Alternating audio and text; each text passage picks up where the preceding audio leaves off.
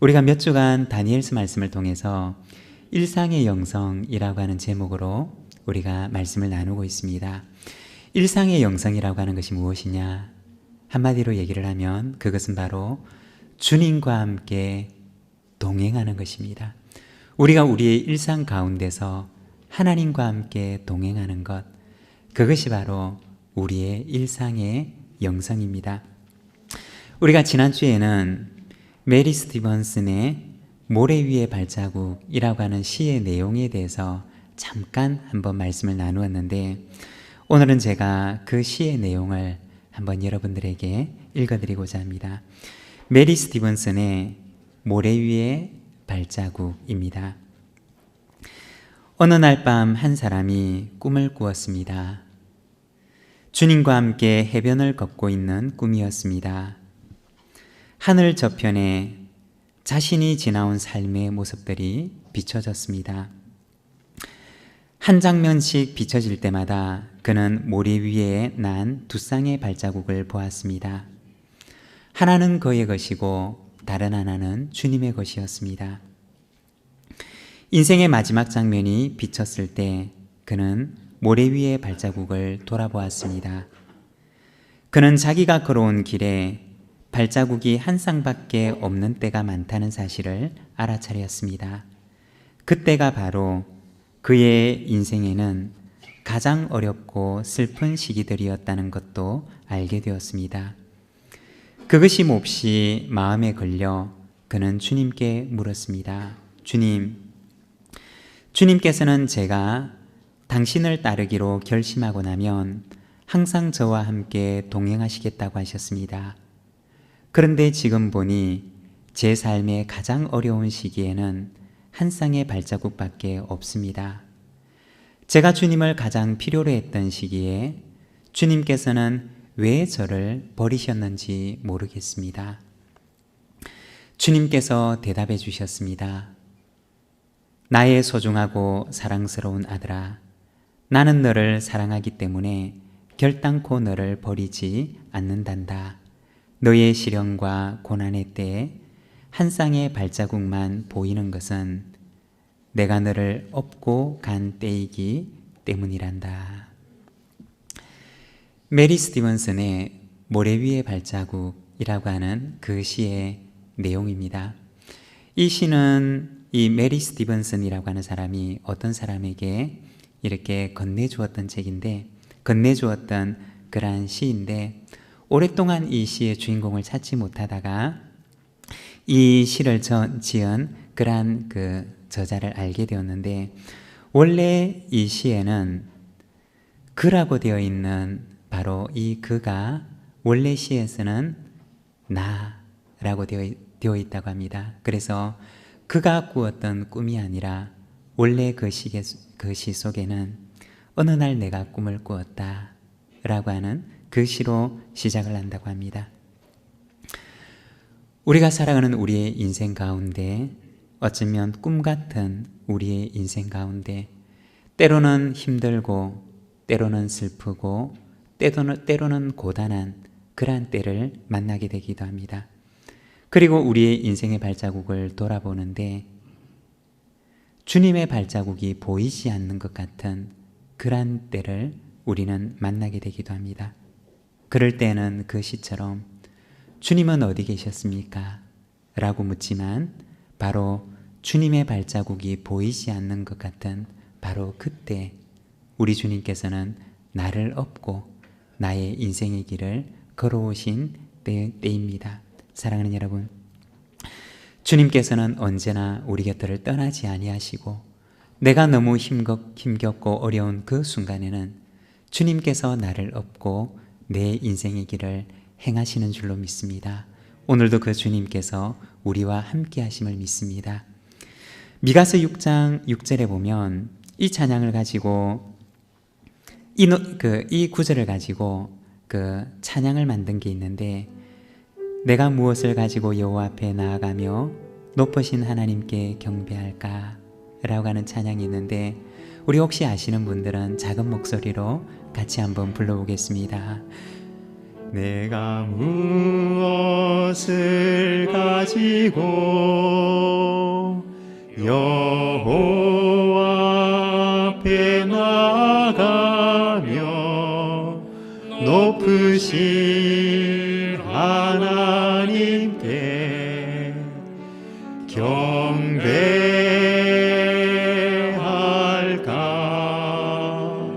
사람아, 주께서 선한 것을 보이셨나니 여호와께서 내게 구하시는 것은 공의를 행하고 인자를 사랑하며 겸손히 내 하나님과 함께 행하는 것이라. 아멘. 여러분, 하나님께서 우리에게 원하시는 것은 천천의 순양과 만만의 번제가 아니라 공의를 행하고 인자를 사랑하며 겸손히 하나님과 함께 동행하는 것, 바로 그것을 우리에게 원하시는 줄로 믿습니다. 하나님께서 우리의 곁을 떠나지 아니하시고 우리와 동행하심처럼 우리도 역시 그 하나님과 겸손히 동행하는 저와 여러분의 삶이 되기를 소망합니다. 오늘 우리가 다니엘서 4장 말씀을 함께 읽겠습니다. 오늘은 우리가 이 말씀을 통해서 하나님과 동행하며 겸손하게 행하기라고 하는 그 제목을 가지고 우리가 이 말씀을 나누고자 합니다. 오늘 우리가 읽었던 이 말씀에서는 느부갓네살 왕에 관한 이야기가 나옵니다. 우리가 지난번에는 다니엘에 관한 이야기도 함께 묵상을 했고, 그리고 다니엘과 함께 했던 세 친구 사드락과 메삭과 아벳느고에 관한 그런 말씀들을 같이 묵상을 했는데, 오늘은 우리가 바벨론의 왕 느부갓네살에 대한 이야기를 보면서 우리가 오늘 우리에게 주시는 말씀, 오늘 우리에게 주시는 하나님의 음성에 우리가 귀를 기울이기를 원합니다. 다니엘서 4장 4절과 5절의 말씀을 보게 되면 어느 날 느부갓네살 왕이 그가 꿈을 꾸었던 이야기를 기록하는데 이렇게 말씀합니다. 나 느부갓네살이 내 집에 편히 있으며 내 궁에서 평강할 때 한 꿈을 꾸고 그로 말미암아 두려워하였으니 곧 침상에서 생각하는 것과 머릿속으로 받은 환상으로 말미암아 번민하였었노라. 어느 날 바벨론의 느부갓네살 왕이 꿈을 꾸는데 그 꿈의 내용이 얼마나 그들의 심란한 꿈이었는지 바벨론의 느부갓네살 왕이 그 꿈을 꾸고 나서 마음에 번민하고 그리고 그 마음속에 큰 두려움이 찾아왔었다라고 이야기를 합니다. 그때가 언제였느냐? 바로 내가 궁에서 평강할 때였다라고 이야기를 합니다.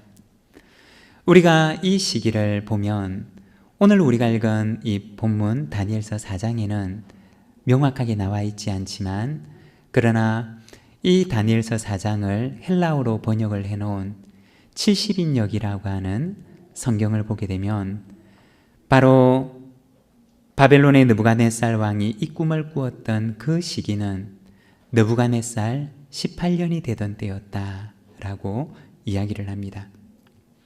우리가 느부갓네살 18년에 대해서는 지난주에도 잠깐 말씀을 함께 나누었는데, 그때는 바벨론이 남유다의 예루살렘을 침공하던 해였습니다. 그리고 예루살렘을 향한 전쟁을 시작하는데 바로 1년 동안의 전쟁 끝에 그 이듬해에 예루살렘을 함락시키고 그리고 남유다를 멸망시켰던 해였던 것입니다. 어떻게 보면 바벨론의 전성기였고 바벨론 앞에서 그 어떤 나라든지 바로 설 수 없었던 그러한 해였습니다. 모든 나라가 그 앞에서 무릎을 꿇고 굴복하던 해였던 것입니다. 어쩌면 바벨론 왕은 그 궁에서 평강하게 지냈을는지 모르지만 그러나 세상의 모든 나라들은 그 앞에서 두려움에 떨고 세상의 모든 나라들이 그 앞에서 죽음과 고통과 그리고 두려움을 경험하던 그러한 해였던 것입니다.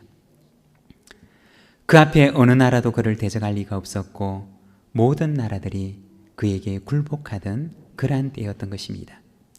다니엘서 4장 29절에 보면 그때 느부갓네살 왕은 말하기를 이 큰 바벨론은 내가 내 능력과 내 권세로 건설한 것이 아닌가 라고 얘기를 합니다. 세상의 그 어떤 것도 무서울 것이 없고 세상의 모든 나라가 그의 나라인 것처럼 여겨지던 바로 그 시절이었던 것입니다. 그때 하나님께서 이 느부갓네살 왕의 마음속에 어느 날 한 꿈을 꾸게 하시는데 그 꿈에 보니 아주 커다랗고 키가 큰 높은 나무 하나를 보여주시는데 그 나무가 얼마나 큰지 그 꼭대기가 하늘에 닿아 있었고 그리고 땅끝에서도 그 나무를 볼 수 있을 정도였다라고 얘기를 합니다. 그리고 그 나무 아래는 수많은 짐승들이 있었고 그리고 그 가지에는 많은 새들이 깃들이고 있었습니다. 그 나무는 무성한 잎을 가지고 있었고 거기에는 많은 열매들이 맺혀 있었습니다. 느부갓네살 왕은 어느 날 그의 꿈속에서 이렇게 높고 큰 나무를 보았던 것입니다. 그 아래 모든 짐승들과 새들이 모여 있는 그 큰 나무를 그는 보게 되었던 것입니다. 그런데 꿈은 거기에서 끝나지를 않았습니다.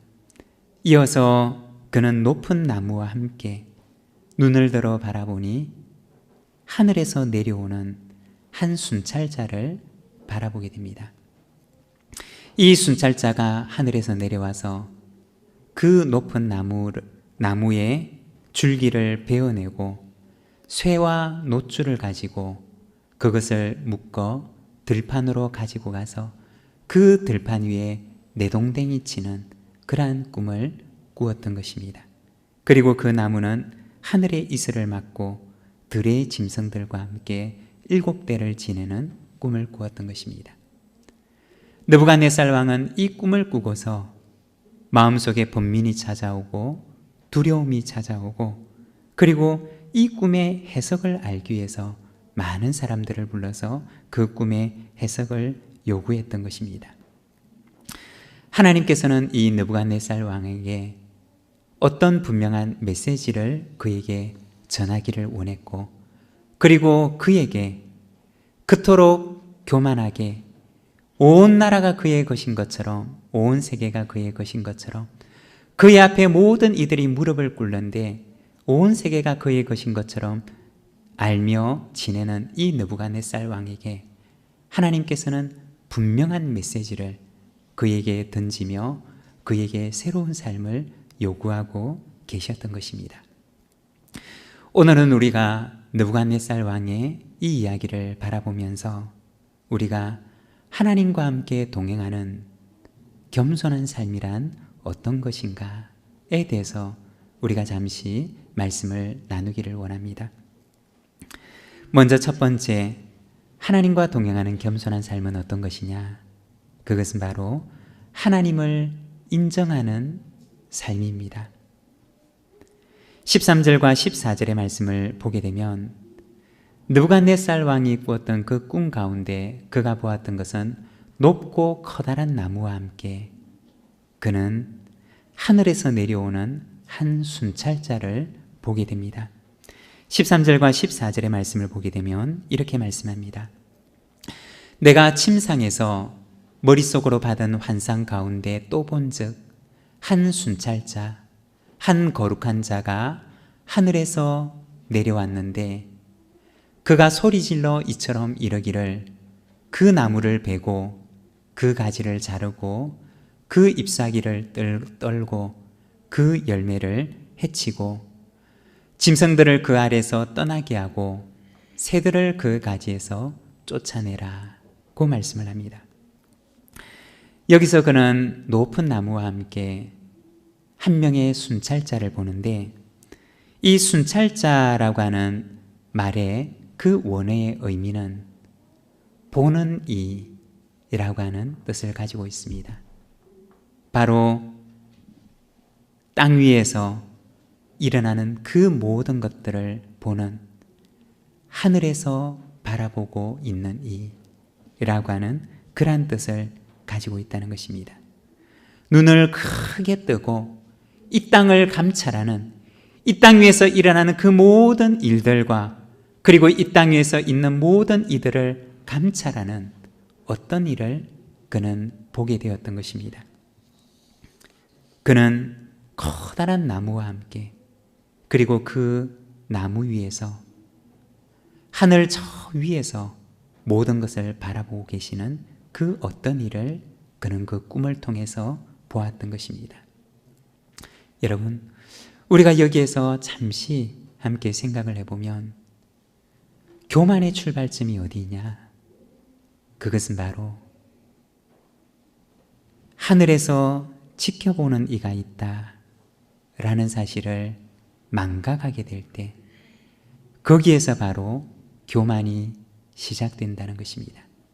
아마도 느부갓네살 왕은 이 세상에 나를 지켜보는, 나보다 더 높은 이가 누가 있을까라고 생각했을 것입니다. 그는 하늘에서 어떤 이가, 그가 이 땅 위에서 행하는 그 모든 일을 지켜보고 있는 이가 있다는 사실을 그는 알지 못했을 것입니다.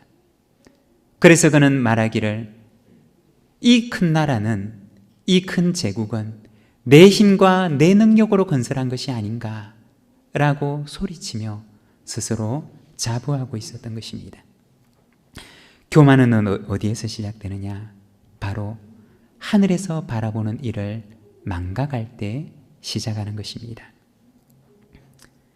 그는 하늘에서 지켜보고 있다가 어느 날 내려와서 그 바벨론 왕이 바라보았던 그 크고 높은 나무에 가지들을 쳐내고 그 줄기를 잘라서 쇠와 놋줄로 동여 그것을 들판 위에다가 던져버렸던 것입니다. 이것이 바로 느부갓네살 왕이 그의 꿈을 통해서 하나님께 받았던 메시지였던 것입니다. 여러분, 우리가 성경에 나오는 요셉의 삶을 보게 되면 요셉이 어떻게 그 모든 상황 가운데서 자기를 지키며 하나님 앞에 살아갈 수가 있었느냐? 그것은 바로 하늘에서 그를 바라보는 이가 있다는 사실을 그는 한순간도 망각하지 않고 늘 기억하며 살았기 때문이었습니다. 요셉이 애굽으로 잡혀가고 나서 그가 보디발의 집에 갑니다. 하나님께서는 그를 높이셔서 그와 함께 하셔서 그 보디발의 집에 가정총무로서의 일을 감당하게 됩니다. 여러분, 우리가 생각을 해보면 가정총무라고 하면 별것 아니지만, 그러나 별것 아닌 것 가운데서도 그 안에서는 힘과 권세를 누리는 것이, 그것이 바로 어떤 책임을 맡은 사람이라고 하는 것입니다. 어떤 권한을 맡은 사람, 정말 쥐꼬리 많은 권력이라 할지라도 내가 힘을 가졌다고 자부하는 것이, 그것이 바로 우리 인간의 교만한 본성이라는 것입니다. 요셉이 보디발의 집에 가정총무로 가지만 만일에 그가 마음만 먹었다면 그도 그 안에서 그 쥐꼬리 많은 권력을 가지고 그가 내가 힘이 있네 라고 행사를 하면서 교만하고 방자하게 행했을 것입니다. 여러분, 만일에 요셉이 그 집에서 그 쥐꼬리 많은 권력을 가지고 내가 힘이 있네 라고 행사를 하며 교만하고 방자하게 그 속에 행했더라면 하나님께서는 결코 그 요셉을 하나님께서 계획하시는 그 다음 과정으로 인도하지를 않으셨을 것입니다. 요셉은 늘 그의 마음속에 그가 어디에 처해 있든지 그가 어떤 상황 가운데 처해 있든지 그와 함께 계시는 하나님을 바라보았고, 그리고 그를 지켜보고 계시는 하나님 앞에서 살아갔고, 그는 언제나 하나님과 동행하는 걸음들을 한 걸음 한 걸음 걸어가게 됩니다. 우리가 너무나도 잘 아는 보디발의 집에서 보디발의 아내가 그를 유혹할 때 그가 그에게 대답하지 않습니까? 내가 어찌 이 큰 악을 행하여 하나님께 죄를 지으리까? 라고 말합니다. 그가 만일 하나님을 잊어버렸다면 그는 그 유혹의 과정을 이겨내지를 못했을 것입니다. 그 쥐꼬리 많은 권력을 가지고 보디발의 집에 그 사람들을 괴롭히고, 그가 그 힘을 가지고, 그 작은 힘을 가지고 그가 교만하게 행하고 방자하게 행했을 것입니다. 그렇지만 하나님을 바라보았기 때문에 그는 어떤 상황, 어떤 처지에 놓여 있다 하더라도 그는 그 하나님 아래에서 행하는 삶을 살아갑니다. 왕의 감옥에서도 마찬가지였고, 그리고 거기에서 그가 애굽의 총리로 발탁을 받았을 때도 마찬가지였습니다. 그는 그에게 주어진 직분을 생각했고, 하나님께서 그에게 맡겨주신 책임을 생각했고, 하나님의 뜻이 어디에 있는지, 왜 하나님께서 그를 그 자리에 두시는지를 그는 늘 기억하며 하나님 앞에서, 하나님 아래에서 행하는 삶을 살아갔던 것이었습니다. 우리가 다윗을 보아도 역시 마찬가지였습니다. 다윗 역시 언제나 하나님 앞에서, 하나님 아래에서 행하기를 원하는데, 사울이 일평생 동안 이 다윗을 괴롭히지만, 그러나 다윗은 끝까지, 마지막 그 순간까지도 그 사울을 선대하고자 합니다. 왜냐하면 하나님께서 그를 기름 부어 세우셨고, 그에게는 하나님의 권위가 있고, 그리고 내가 하나님 아래에 있는 한 어찌 하나님께서 기름 부으신 사람을 내가 칠 수가 있겠습니까? 라고 하며 그는 하나님 아래에 거하며 사울을 끝까지 선대하는 삶을 살아가게 됩니다. 어떻게 그렇게 할 수가 있었느냐? 바로 그 위에 계시는 하나님을 기억하는 삶을 살았기 때문입니다. 여러분, 겸손은 어디에서 시작되느냐? 하나님을 바라보는 데서 시작하는 것입니다. 내 위에서 지금도 나를 지켜보고 계시는 하나님께서 계시다 라고 하는 사실을 기억하는 데서 바로 이 겸손한 삶이 시작되는 것입니다. 사랑하는 여러분, 은밀한 중에 보시는 하나님께서 오늘도 내가 마음에 품은 모든 생각, 내가 하는 모든 말, 내가 행하는 모든 삶의 행위들을 하나님께서는 지켜보고 계시는 줄로 믿습니다. 아무도 모르는 가운데 내가 은밀하게 행하는 그 선이라 할지라도 하나님께서는 그것을 지켜보고 계시고, 우리의 삶 속에 그보다 더 놀라운 것으로 반드시 갚으시는 하나님의 은혜가 있는 줄 믿습니다. 사랑하는 여러분, 그 하나님 앞에서 살아가는 우리 부산지 모든 믿음의 가족들이 되시기를 바랍니다. 그리고 두 번째는 하나님과 함께 동행하는 겸손한 삶은 바로 이웃을 돌보는 삶입니다.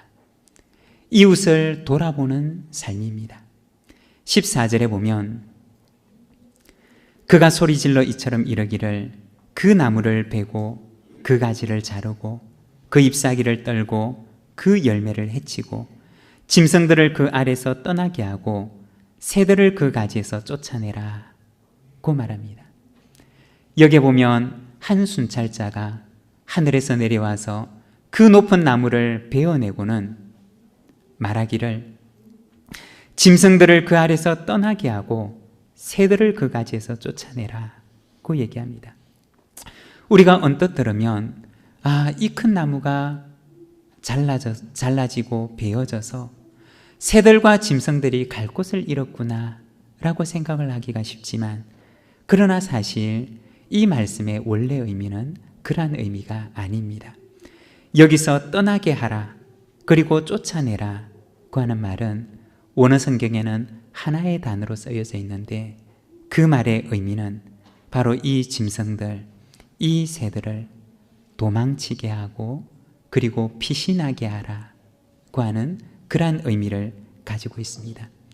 다시 말해서 그 짐승과 그 큰 나무 아래에 있는 짐승들과 새들이 그 안에서 평안과 안식을 누리고 있었던 것이 아니라 사실은 큰 나무의 그 권력 아래서, 힘 아래서 그곳을 떠나지 못하고 압제를 받으며 그곳에 묶여있는 상황을 말했던 것입니다. 그래서 하늘에서 모든 것을 지켜보고 있는 그 순찰자가 하늘에서 내려와서 그 가지를 치고 나무를 베고는 말하기를, 이제는 짐승들에게는 도망하게 하고 그리고 새들에게는 이제 빛이 나게 하라고 이야기를 하였던 것입니다. 바벨론의 그 제국 아래에서 압제를 당하는 바로 그 이들에게 순찰자가 내려와서 그들에게 자유와 해방을 선포했던 것입니다. 27절의 말씀을 보면 다니엘은 느부갓네살 왕에게 그 꿈을 해석해 주며 이렇게 권면합니다. 그런즉 왕이여, 내가 아뢰는 것을 받으시고 공의를 행함으로 죄를 사하고 가난한 자를 긍휼히 여김으로 죄악을 사하소서. 그리하시면 왕의 평안함이 혹시 장구하리다 라고 말합니다. 다니엘은 느부갓네살 왕에게 권하기를, 왕이여, 이제부터는 공의를 행하십시오. 이제부터는 공의를 행하고 지난날의 왕이 지은 그 죄를 이제는 파하십시오. 이제부터는 가난한 자를 긍휼히 여김으로 지난날 왕이 행했던 가난한 자에 대한 그 압제를 이제는 해결하십시오 라고 말하는 것입니다. 여기서 죄악을 사하다라고 얘기를 할 때 이 사한다라고 하는 말의 의미는, 본래의 의미는 찢어버린다, 그리고 부수어버린다 라고 하는 의미입니다.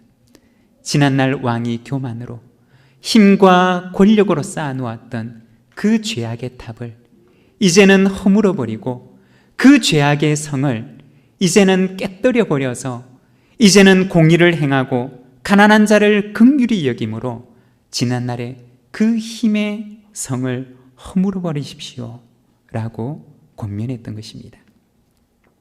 여러분, 그 권력자 앞에서 다니엘이 그 꿈의 해석을 들려주며 그에게 이와 같은 권면을 하는 것이 쉬운 일이었을까요? 결코 그렇지 않았을 것입니다.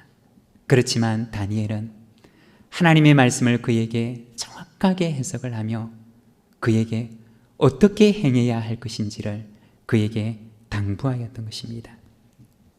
여러분, 그러면 다니엘의 이와 같은 권면을 받았던 느부갓네살 왕은 어떻게 했을까요?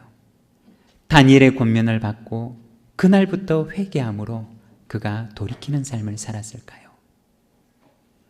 우리가 성경을 보게 되면 느부갓네살 왕은 그렇게 하지 않습니다.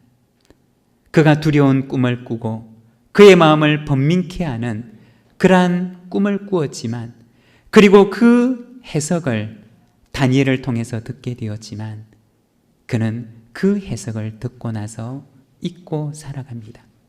그는 12달 동안 그 꿈을 잊어버리고 그리고 그가 지금까지 살아왔던 그 방식대로 계속해서 살아갑니다. 그리고 하나님께서 말씀하셨던 대로 그에게 심판이 임하고 그의 나무에 줄기가 잘려버려서 무성한 풀이 있는 들판에 버려졌을 때, 그때서야 비로소 하나님의 심판을 깨닫고 돌이키는 그러한 모습을 이 다니엘서 4장은 우리에게 보여줍니다. 사랑하는 여러분, 겸손한 삶은 무엇이냐?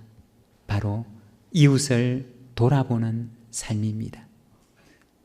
내 교만을 바라보고 내 나무의 높이만 높일 것을 생각하고 내 주변에만 견고한 성들을 쌓아가고 나의 탑들을 높이 쌓아가는 것이 아니라 바로 이웃을 돌아보며 나와 함께 있는 내 곁에 있는 사람들을 생각하는 것, 그것이 바로 겸손한 삶이라고 하는 것입니다.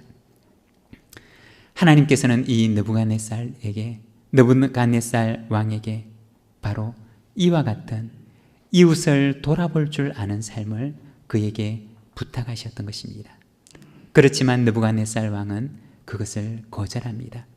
다니엘의 권면을 받아들이지 않고 하나님께서 꿈을 통해 그에게 들려주셨던 그 말씀을 그는 따라 행하지 않습니다.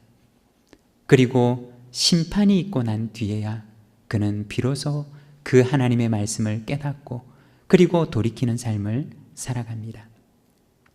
하나님과 함께 동행하는 삶은 무엇이냐? 바로 이웃을 기억하는 삶, 이웃을 돌아보는 삶입니다. 그리고 세 번째, 하나님과 동행하는 삶은 바로 그루터기가 되어 살아가는 삶입니다. 26절의 말씀을 보게 되면 이렇게 말씀합니다. 또 그들이 그 나무 뿌리에 그루터기를 남겨두라 하였은즉 하나님이 다스리는 줄을 왕이 깨달은 후에야 왕의 나라가 견고하리이다.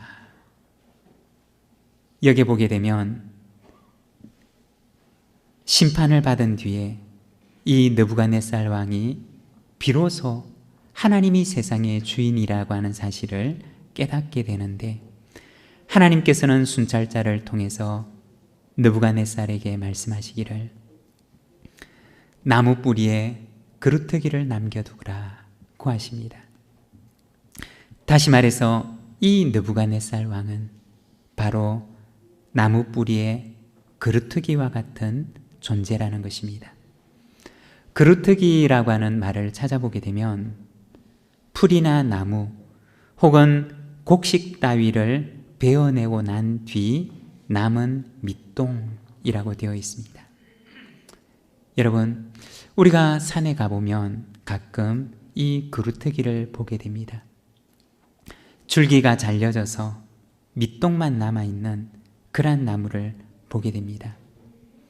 밑동만 남아있는 나무는 더 이상 위로 자라지를 않습니다. 어떻게 보면 볼품없이 그냥 그 산의 한 자락에서 그 자리를 지키고 있을 뿐입니다. 그런데 하나님께서는 느부갓네살 왕을 바로 이 그루터기로 삼으셨던 것입니다. 그리고 그에게 너는 이제부터 이 그루터기처럼 살아라고 말씀하셨던 것입니다.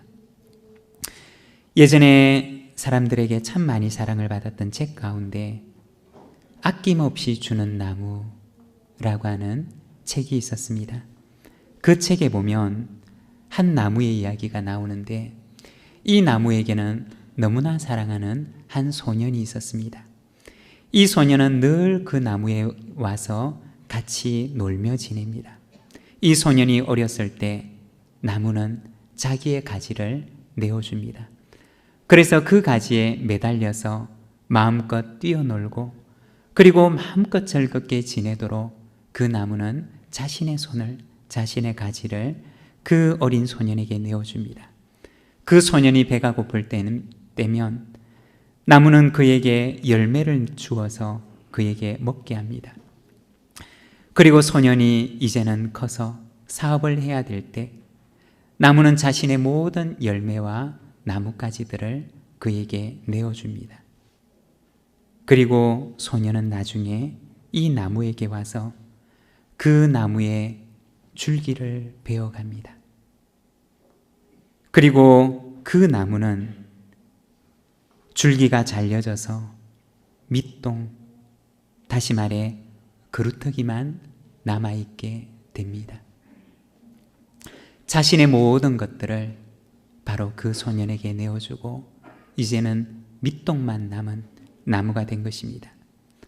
더 이상 자랄 수가 없고 볼품없는, 보기에도 보잘것없는 그러한 밑동만 남은 그루터기 나무가 된 것입니다. 오랫동안을 외로이 지내다가 그 소년이 이제는 나이가 들어 노년이 되어 다시 그 나무를 찾아옵니다. 그때 그 나무는 잘려나간 자신의 밑동을 노년이 된 그 소년에게 자신의 그 밑동을 내어줍니다. 거기에 앉아 쉴 수 있도록, 거기에 앉아 평안을 누릴 수 있도록 그는 자기를 내어줍니다. 여러분, 하나님께서 느부갓네살에게 그를 나무에 거루트기만 남은 존재로 삼으셨던 것은 하나님께서 느부갓네살 왕에게 너는 이제부터 이렇게 거루트기처럼 살아라 고 하는 말씀이었던 것입니다. 이제는 예전처럼 높은 나무처럼 되어 살아가는 존재가 되지 말고 이제는 키가 낮은 거루트기처럼 너는 이제 살아라 고 하는 하나님의 말씀이었던 것입니다. 자신의 밑동을 내어주는 삶, 약하고 힘없는 사람들에게 그들이 쉬어갈 수 있는 거루트기로 살아가는 삶, 그와 같은 삶을 이 느부갓네살에게 부탁했던 것입니다. 사랑하는 여러분, 하나님과 동행하는 겸손한 삶은 무엇입니까? 그것은 바로 거루트기로 살아가는 삶입니다. 이것이 바로 그리스도인의 삶이고 이것이 바로 그리스도의 삶이었던 것입니다. 우리 주님께서는 오늘도 우리에게 말씀하시기를 멋있고 폼나는 키가 높은 나무로 살아가는 것이 아니라 누구든지 거기에 와서 쉬어갈 수 있는 거루트기와 같은 그러한 사람으로 살아가라 고 말씀하십니다. 우리의 가정 가운데서 그리고 우리 교회 공동체 가운데서 우리가 살아가는 삶 가운데서 여러분, 이제는 우리가 높은 나무로 살아가기보다 땅끝에서도 볼 수 있는 크고 높은 나무로 살아가기보다는 멀리서 보이지는 않지만 그러나 힘없고 연약한 사람들이 그 길을 지나가다가 낮은 거루트기 나무를 보고서 거기에 잠시 앉아 쉬어갈 수 있는 그러한 거루트기와 같은 존재로 우리의 삶을 살아가는 우리 모든 믿음의 가족들의 삶이 되시기를 바랍니다. 하나님께서는 느부갓네살 왕에게 그리고 또 뿐만 아니라 그렇게 교만하고 그렇게 높아지며 살아가기를 원하는 우리에게도 역시 동일하게 말씀하시며 너도 이제는 거루트기로 살아갈 수가 없겠니? 라고 말씀하십니다. 하나님과 함께 동행하는 겸손한 삶은 어떤 것입니까? 그것은 바로 하나님을 인정하는 삶이고 이웃을 돌아보는 삶이며 그리고 거루트기로 살아가는 삶입니다. 오늘도 우리를 향하여 말씀하시는 그 주님의 음성을 듣고 우리가 거루트기의 삶을 다짐하며 하나님 앞에 나아가는 저와 여러분, 우리 부산진 모든 믿음의 가족들의 삶이 되시기를 바랍니다. 우리 시간 함께 기도하기를 원합니다. 우리의 지난날의 삶을 돌아보며 높아지기만을 원했던, 세상의 모든 사람들이 올려다보는 삶을 살아가기를 원했던 우리의 지난날의 교만과 우리의 지난날의 모습을 주께 회개하면서 하나님, 이제부터 그리스도께서 우리를 위하여 모든 것을 내어주심처럼 우리도 우리의 이웃을 향하여 겸손히 하나님과 함께 동행하는 삶을 살아가게 하옵소서. 우리 시간 하나님께 다짐하며 결단하는 기도를 하며 나아가도록 하겠습니다. 함께 기도하겠습니다.